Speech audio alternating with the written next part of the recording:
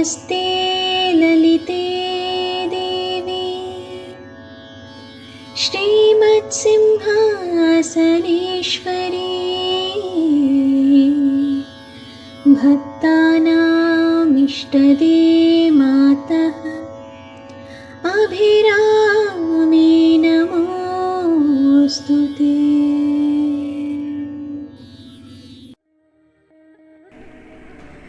துவனி வழங்கும் அபிராமி அந்தாதி சீரீஸின் இந்த பதிவு வைராகிய நிலையை எய்த நாம் தினமும் பாட வேண்டிய அபிராமி அந்தாதியின் 13ஆம் பதிகம். இதற்கு முந்தைய 12ஆம் பதிகத்தில் நம் உள்ளம் தடுமாற்றம் இல்லாமல் தியானத்தில் நிலை பெற நாம் செய்ய வேண்டியவை என்னென்னு அபிராமப்பட்டர் சொல்லியிருப்பார். அதில் முதல் படி அம்பிகை மேலே நாட்டம் ஏற்பட்டு அவளை பற்றி பேசுபவர்கள், பக்தர்கள், குரு ஆகியோரோட நட்பையும் வழிகாட்டுதலையும் பெறுறது. 2வது படி அவள் திருவுருவத்தை வணங்குவது. 3வதாக அவள் திருநாமத்தை ஜபம் செய்வதுன்னு பார்த்தோம் இல்லையா? அபிராமப்பட்டருக்கு லலிதா சஹஸ்ரநாம பாராயணம் மேலே ஒரு அலாதியான பிரியமும் நாட்டமும் இருந்து வந்தது. அவர் பாடின அந்தாதிகள் கூட ஒரு வகையில் லலிதா சஹஸ்ரநாமத்தை தமிழில் மொழியாக்கம் செஞ்சதா கூட நம்ம எடுத்துக்கலாம். லலிதா சஹஸ்ரநாமத்தில் அம்பிகைக்கு ஜனனி, பிரம்மரூபா, சிருஷ்டிகர்த்தின்னு பெயர்கள் உண்டு. அதாவது இந்த உலகத்தை படைத்தவள், பிரம்மனின் தொழிலான படைத்தலின் சக்தியாக விளங்குபவள்னு பொருள். இந்த உலகத்தை மட்டும் இல்லாமல் புராணங்கள், வேதங்களில் சொல்லப்படுற அதலம், விதலம், சுதலம், ரசாதலம், தலாதலம், பாதாளம், நரகம் ஆகிய 7 கீழ்லோகங்களையும், பூலோகம், புவலோகம், ஸ்வர்கலோகம், மகாலோகம், ஜனலோகம், தபலோகம், சத்தியலோகம் ஆகிய 7 மேல் லோகங்களையும் படைத்தவள் அம்பிகை. இதைத்தான் பூத்தவளே புவனம் 14யும்னு அபிராமப்பட்டர் குறிப்பிடுறாரு.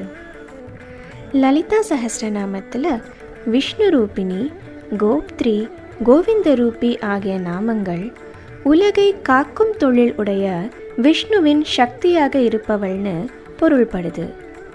இதைத்தான் அபிராமப்பட்டர் புவனம் 14யும் பூத்த வண்ணம் காத்தவளேன்னு பாடுறாரு. ருத்ரரூபா அன்னையின் திருநாமங்களில் ஒன்று.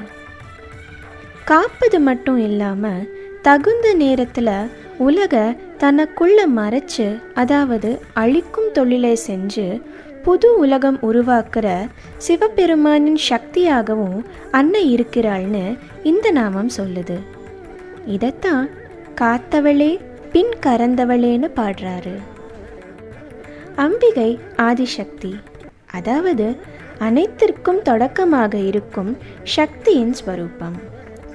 பிரம்மா, விஷ்ணு, சிவன் ஆகிய மும்மூர்த்திகள் வெவ்வேறு உருவமாக இருந்தாலும் அவர்களுக்கு உள்ளே இருந்து அவர்களை செயல்படுத்துகிற சக்தி அம்பிகையுடையது. இதனால தான் லலிதா சஹஸ்ரநாமத்தில் அம்பிகையை திரிமூர்த்தின்னு குறிப்பிடுறாங்க.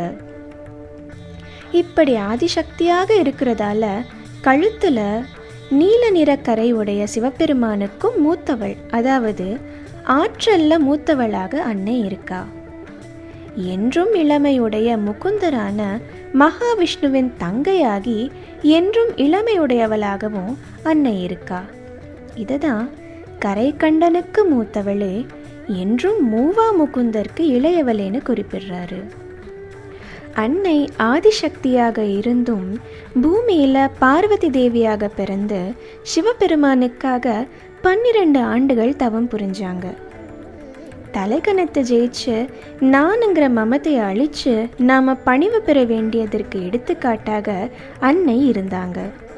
அவளை தவிர வேறு யாரோட தயவில் நாம் அவளை உணர முடியும்? இப்படி அனைத்துமாக இருந்தும் மாதவம் புரிஞ்ச பார்வதி அன்னையே, உன் திருவடிகளை அடைய எனக்கு வைராகியத்தை அருள உன்னை இல்லாமல் யாரை வேண்ட வேண்டும்னு அவர் மாத்தவளே உன்னையன்றி மற்றோர் தெய்வம் வந்திப்பதேன்னு பாடுறாரு. அபிராம பட்டர் வழங்கிய 13ஆம் பதிகம் நமக்கு மனம் தியானத்தில் நிறுத்தவும் எடுத்த காரியத்தை முடிக்கவும் தேவையான வைராகியத்தை கொடுக்கும்னு நம்பப்படுது. இந்த பதிகத்தை நாம கேட்கலாமா?